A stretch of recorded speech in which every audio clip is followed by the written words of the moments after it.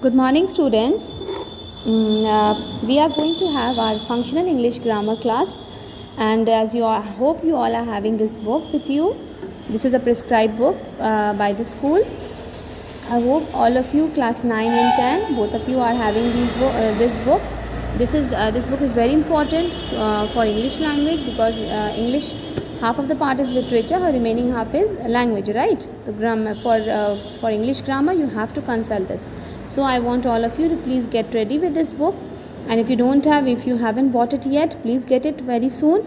And whatever exercises we are doing, please maintain that in your English language copy, okay, in your English language notebook. Now in the last class we were talking about the sentence, right? Now we are going to start with the verb. Now in the sentence I have told you the different types of sentences. Remember the exclamatory sentence, interrogative sentence, imperative sentence, assertive sentence. All these sentences are very important. Similarly, we have got to know much about the sentence, the subject and predicate also. What is infinitive, what is finite verbs, okay. But again we are going to come to the next topic, and that is a very important topic, and that is the verb. Now I hope you all know what a verb is. Verb is an action word, right? It's an action verb. Now there are two parts of verb, always remember. One is the auxiliary verb or a helping verb, another one is the main verb or the action verb. Now verb को doing words भी बोलते हैं, but before that I want to tell you very important thing that there are 8 parts of speech, right? एक sentence में कितने parts हैं? एक speech में, कोई भी स्पीच होता है क्या, जब हम लोग कोई सेंटेंस कहते हैं, शॉर्ट सेंटेंस, लॉन्ग सेंटेंस, तो उसमें 8 पार्ट्स उसका होता है, उसके 8 पार्ट्स हैं, राइट? तो उसमें first one is comes the noun, second one comes the pronoun, third one comes the verb, जो हम लोग अभी पढ़ रहे हैं, okay. Now we are studying about verb, but before that I want to tell you that there is third one is verb. First is noun, second is pronoun, third is verb, fourth is adjective, fifth is adverb, sixth is preposition, seventh is conjunction, eighth is interjection, right? तो इन सब चीज़ों को पढ़ने के लिए we need to understand the basic terms that is there inside this book, okay. Now verb, what is a verb? The verb is a word that expresses some action, feeling or existence, right? तो verb क्या होते हैं? It tells you some action, it tells you some feeling, okay. Now know this carefully. It tells you a feeling.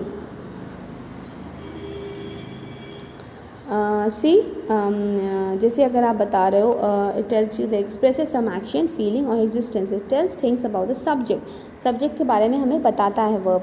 जैसे the lion roared, the lions roared, ये action word है. The bird flies, right? Please see this. This is very important, okay. तो ये हमें समझना है, and try to use these words in your language also. So I was telling you what a verb is. A verb is a word that expresses some action, feeling or existence, okay. जैसे example देखिए, lions roar, ये action word है. Boys fly kites, ये action word है. I feel sorry, ये एक feeling बता रहा है, right? Ashoka was a great king, ये एक एग्जिस्टेंस बता रहा है कि क्या था अशोका के बारे में बता रहे हैं, ओके. तो इन सब केसेस में हमारे वर्ब्स कौन कौन से हैं, एक्शन वर्ड्स कौन से हैं? रोर, फ्लाई, फील, ठीक है. Ashoka was a great king में वॉज भी है, ठीक है. लेकिन ये वॉज जो है, और जो आप इससे पहले वर्ड्स पढ़े हो, रोर, फ्लाई, फील, ये सारे वर्ड्स जो हैं आपके एक्शन वर्ड्स हैं, मेन वर्ब्स हैं, ओके. मेन वर्ब्स हैं या फिर एक्शन वर्ब है. लेकिन ये जो वॉज है, was, is, am, are, has, have, does, shall, should, ये सब हमारे ऑक्सिलरी वर्ब है, जिसे हम लोग हेल्पिंग वर्ब्स भी कहते हैं, right? I hope you all know this. आपको ये सब पता है, but I am giving you knowledge from the basic, ताकि आगे चल के कोई परेशानी ना हो. I hope you are able to understand that although we know much of the things in grammar, but still we face some kind of problem, right? तो हम चाह रहे हैं कि आपको बेस से समझ में आए सब कुछ. All verbs shown above in black are roll, fly, feel. ये सब सारे जो है एक्शन वर्ड्स है. रोल, फ्लाई, फील, वॉज, ये सब मेन वर्ब्स हैं. और ऑल मेन वर्ब्स को हम लोग फिनिट वर्ब्स भी कहते हैं. मेन वर्ब्स को क्या कहते हैं हम लोग? Finite verbs. ना अब हम लोग पढ़ेंगे words are divided into two parts. One is the main verb जिसको फिनिट वर्ब्स कहते हैं, और एक होते हैं हेल्पिंग वर्ब्स जिसे ऑक्सिलरी वर्ब्स कहते हैं। ऑक्सिलरी वर्ब्स फिर से दो पार्ट में डिवाइडेड है। Please see the chart which is very important. Okay, तो हम लोगों ने ये पढ़ा दैट वर्ब्स के टू मोस्ट इंपॉर्टेंट पार्ट है। वर्ब्स को हम लोग फिनिट वर्ब्स के टू मोस्ट इंपॉर्टेंट पार्ट है। First is the main verb जिसे हम लोग एक्शन वर्ड भी कहते हैं, और उसे फिनिट वर्ब्स भी कहते हैं। क्या कहते हैं? फिनिट वर्ब्स भी कहते हैं, राइट। और एक होते हैं ऑक्सिलरी वर्ब जिसे हम लोग हेल्पिंग वर्ब्स कहते हैं, राइट ना। ऑक्सिलरी वर्ब्स के ऑक्सिलरीज के फिर से टू पार्ट्स में डिवाइडेड है। एक है प्राइमरी, एक है मॉडल्स। ना मॉडल्स क्या होते हैं? मॉडल्स क्या होते हैं? यस, मॉडल्स होते हैं जब हमको किसी के मूड के बारे में शेयर कर रहे हैं, जो किस तरह का मूड है उसका, क्या है। I shall go to the office, I will, तो ये मूड बताता है मॉडल्स हमें। और प्राइमरी क्या? प्राइमरी वर्ब्स, प्राइमरी ऑक्सिलरीज किसे कहते हैं? प्राइमरी ऑक्सिलरीज फिर से थ्री पार्ट्स में डिवाइडेड है। फर्स्ट है टू बी। टू बी में आपका बी, जब भी आप वर्ड सुनोगे तो इसमें आपको am, is, are, was word use करना है। टू डू में आपको डू वर्ड, डू से वर्ड्स क्या क्या आते हैं? डज, डू, डिड, है ना, ये सारे वर्ड्स यूज़ करने हैं। और टू हैव में आपको हैज़, हैव फॉर्म जो पार्ट जो परफेक्ट टेंस में यूज़ होता है। ओके, जैसे हैज़, हैव, हैड। लेकिन यहाँ पे आपको ये भी देखना है कि ये पास्ट है कि प्रेजेंट है। अगर आप टू बी में देखोगे तो एम, इज़, आर वो प्रेजेंट टेंस के लिए है, वेयर एज वॉज और वर्ड हमेशा पास्ट टेंस के लिए यूज़ होता है, राइट। सिमिलरली हम लोग सेकेंड पार्ट जब करेंगे प्राइमरी का, प्राइमरी ऑक्सिलरीज का जब सेकेंड पार्ट करेंगे तो इसमें से देखेंगे कि टू डू में डज और डू जो है वो हमारा प्रेजेंट टेंस है, वेयर एज हमारा डिड जो है हमारे पास्ट टेंस के लिए यूज़ होता है। Similarly has, have present tense के लिए यूज़ होता है, सिंगुलर के लिए हैज़, प्लूरल के लिए हैव, एंड पास्ट टेंस के लिए हैड, राइट। तो हमें ये समझना पड़ेगा और ये बहुत क्विकली समझना पड़ेगा कि हैज़, हैव, हैड क्या है। ओके, ना मेन वर्ब में आ गए हम लोग। मेन वर्ब के टू पार्ट्स है, finite verbs and non finite verbs, right. तो मेन वर्ब्स के टू पार्ट्स फिर से डिवाइडेड है, जिसे हम लोग लेक्सिकल वर्ब्स भी कहते हैं। तो मेन वर्ब्स के टू पार्ट्स है। पहले हम लोग मेन वर्ब से समझेंगे। मेन वर्ब्स के टू पार्ट्स हैं, एक है फिनिट वर्ब्स, एक है नॉन फिनिट वर्ब्स। ना फिनिट वर्ब्स किसे कहते हैं? जैसे मेन वर्ड्स हुए, जो एक्शन वर्ड्स हुए, जैसे I read books, he read books, they read books, okay.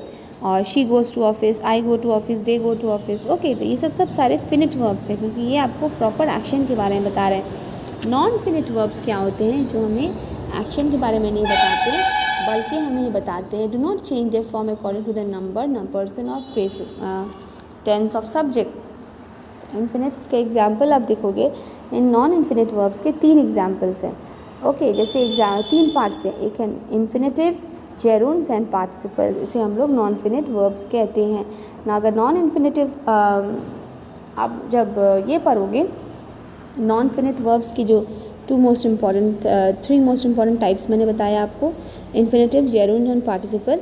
तो उसमें आपका पहला वाला जो पार्ट होगा, out of two types basically, verbal noun जो नाउन की तरह यूज़ होता है, ओके। वो वर्ब्स जो नाउन फॉर्म में यूज़ होते हैं, जिसमें आता है आपका इन्फिनेटिव, जैसे I want to go to office, है ना।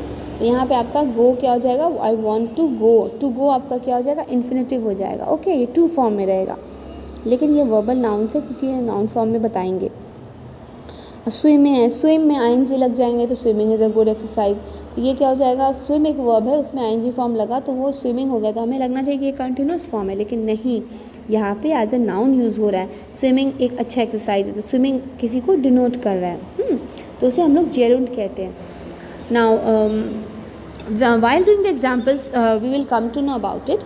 Verbal adjectives किसे कहते हैं? Verbal adjectives we call present participle, flowing, जैसे प्रेजेंट पार्टिसिपल में अगर flowing water is pure, past participle में यूज़ करिए give me a broken pen, तो आप पेन को डिस्क्राइब करो, क्या है ये? तो एज एन एडजेक्टिव यूज़ हो रहा है, ब्रोकन पेन है ये, है ना।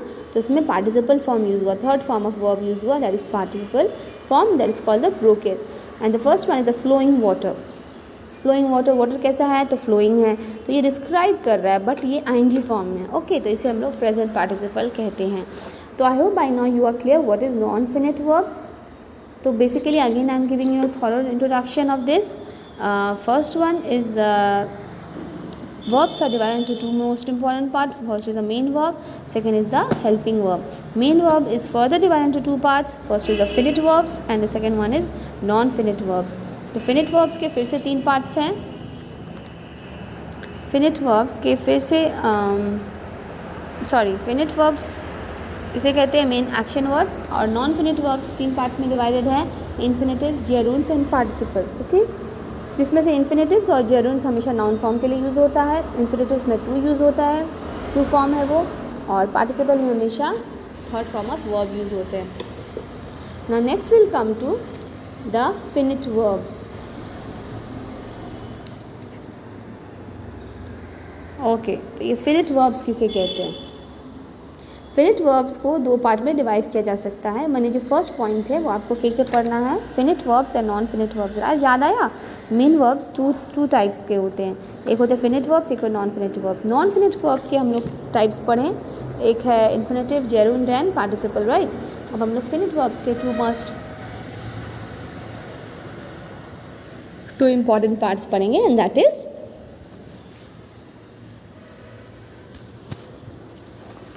यस। तो again I am telling you finite verbs के अब हम लोग पढ़ेंगे फिनिट वर्ब्स, मतलब जो फर्स्ट टाइप है उसके बारे में पढ़ेंगे, जिसे हम लोग मेन वर्ब। तो मेन वर्ब्स के 2 पार्ट हैं। ऑलवेज रिमेंबर, वर्ब्स को 2 पार्ट्स में डिवाइड किया गया है। First is the main verb and the second one is the helping verb. Okay, main verb को फर्दर फिर से डिवाइड किया गया फिनिट वर्ब्स और नॉन फिनिट वर्ब्स में। नॉन फिनिट वर्ब्स को फिर से 3 पार्ट्स में डिवाइड किया गया है, that is the infinitive, gerund and participle. And finite verbs को फिर से 2 पार्ट्स में डिवाइड किया गया, जिसे हम लोग कहते हैं transitive and intransitive. Now what is transitive? Now read the following statements. जैसे लता sang a song, the boy laughs loudly। यहाँ पर क्या है? sang आपका पास्ट टेंस है, और laughs क्या है?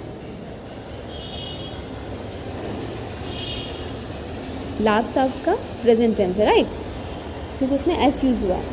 तो the action denoted by the verb sang passes over from the door, subject Lata to come, object song, verb sang is therefore। तो sang यहाँ पे क्या है? ट्रांजिटिव वर्ब है। laugh क्या है? ट्रांजिटिव वर्ब है। sang क्या है? ट्रांजिटिव वर्ब है। वेयर एज सेकेंड सेंटेंस में आप देखिएगा, the action denote by the verb start stops with the doer और the subject, the verb laugh is therefore intransitive. यहाँ पे हम लोग क्या देख रहे हैं? लता जो है, पहले तो ये दिखा रहा है कि लता sang a song, राइट। इस केस में हम लोग देख रहे हैं कि लता जो है वो गाना गा रही थी। ओके, तो इससे जो एक्शन डिनोट हो रहा है वो sang passes over from the door और subject Lata to some object sang song।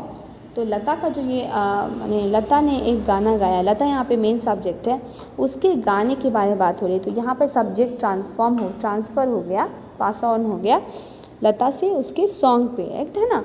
लेकिन यहाँ पे इन द सेकेंड सेंटेंस में डायरेक्टली बॉय ही लाफ कर रहा है। ओके, तो जो वर्ब डायरेक्टली सब्जेक्ट के बारे में बताती है उसे हम लोग इनट्रांजिटिव से वर्ब कहते हैं, और जो वर्ब हमारे सब्जेक्ट को पास ऑन करके दूसरे सब्जेक्ट के बारे में बताती है, सब्जेक्ट के ही सेकेंड पार्ट को जिसको ऑब्जेक्ट बोलते हैं, ऑब्जेक्ट के बारे में बताती है, तो उसे हम लोग ट्रांजिटिव वर्ब कहते हैं, right. Now see definition, transitive verb is a verb that denotes an action, जो एक एक्शन के बारे में बताएगा और उसका जो सब्जेक्ट है वो ऑब्जेक्ट की तरफ ट्रांसफ़र हो जाएगा। जैसे आई रीड द स्टोरी, तो यहाँ पे मेरा आई सब्जेक्ट है, बट हम यहाँ पे स्टोरी की बात कर रहे हैं। ओके, तो स्टोरी मैंने पढ़ा था, मैं नहीं पढ़ी थी, स्टोरी मैंने पढ़ा था। ओके, तो यहाँ पे है, अगर हम लिखेंगे I laughed, I cried whole night, यहाँ पे मैं अपने बारे में बात कर रही हूँ। तो जब मैं अपने बारे में बात कर रही हूँ, जब सब्जेक्ट अपने बारे में बात करते हैं तो उसे हम लोग क्या कहते हैं? क्या कहना चाहिए उसे?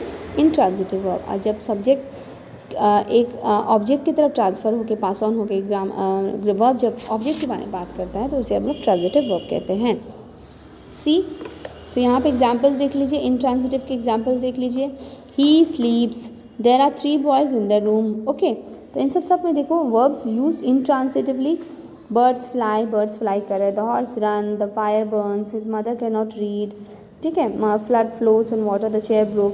तो इन सब केसेस में क्या हुआ कि आपका जो सब्जेक्ट है वो सब्जेक्ट ही रहा, ये ट्रांसफ़र पास ऑन नहीं हुआ ऑब्जेक्ट पे। ओके, जो आपका मेन वर्ब है वो सब्जेक्ट के लिए ही यूज़ हो रहा है।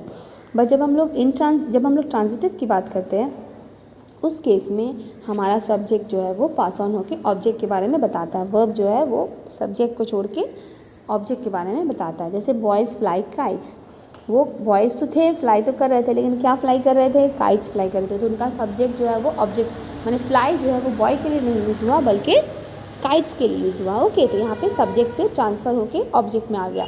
आई ran a race, he burned his book, I am reading a book, he floated paper boats, she broke the glass. Okay, तो ये सब आपको नोट करना है कि इंट्रांजिटिव वर्ब्स किसे कहते हैं और ट्रांजिटिव के वर्ब्स किसे कहते हैं। Now please note that some intransitive verbs can be converted into transitive verbs by adding a preposition to them. कभी कभी ऐसा होता है कि preposition ऐड करने से हम लोग intransitive को ट्रांजिटिव में ट्रांसफ़र कर सकते हैं, कन्वर्ट कर सकते हैं। जैसे एग्जाम्पल देखिए, the girl laughed at this train, the girl laughed, यहाँ पे इंट्रांजिटिव था क्योंकि वो गर्ल हंस रही है, उसके एक्शन के बारे में बता रहा है ना, नाउन के एक्शन के बारे में बता रहा है। लेकिन इस केस में सेकेंड सेंटेंस में हम क्या कर दिया, एट द स्ट्रेंजर, तो यहाँ पर हम लोग प्रपोजिशन लगा के हम लोग नाउन एक न्यू नाउन ले आए, तो हमारा जो ऑब्जेक्ट है वो ट्रांसफ़र होकर स्ट्रेंजर पे चला गया। हमारा जो सब्जेक्ट था गर्ल, वो ट्रांसफ़र होकर स्ट्रेंजर पे चला गया। तो हम लोग का क्या हो गया, प्रपोजिशन लगा के अगर हम लोग कोई नाउन लगाएंगे तो हमारा जो सब्जेक्ट से ट्रांसफ़र होकर वर्ब जो है अब किसके लिए यूज़ हो रहा है, स्ट्रेंजर के लिए यूज़ हो रहा है। ओके, तो ये इसे हम लोग क्या कहेंगे, transitive. Similarly I am watching your activities. Okay, तो यहाँ पे भी आपके वर्ब जो है फर्स्ट लाइन में आपका जो है आई एम वॉचिंग, वो आप खुद देख रहे हो, तो ये आपके जो आपका सब्जेक्ट है उसी के लिए आपका वर्ब यूज़ हुआ। पर सेकंड फॉर्म में जो सब्जेक्ट है उसका वो उसके लिए वर्ब यूज़ नहीं हो रहा है, उसकी एक्टिविटीज़ के लिए वर्ब यूज़ हो रहा है ना, तो उसका एक्टिविटीज़ जो है सब्जेक्ट टू ऑब्जेक्ट ट्रांसफ़र हो जाएगा। Okay, I think this is enough for now. Please ये माइन्यूट डिटेल्स आपको समझना ज़रूरी है, बिकॉज सेंटेंस आप तभी समझ पाओगे, वर्ब्स तभी समझ पाओगे जब आपको ये सब चीज़ से क्लियर होंगे, आप ये सब चीज़ों से क्लियर होंगे। तो प्लीज़ मेरा यही मानना है कि जब the more you practice the grammar the better you become in English grammar. Okay, and I hope you all have this dream of improving your grammar. You all have this dream to speak English properly and fluently, right? So please, in the next class we will meet and we'll do the remaining things. Thank you so much, children. Please go through the lesson today.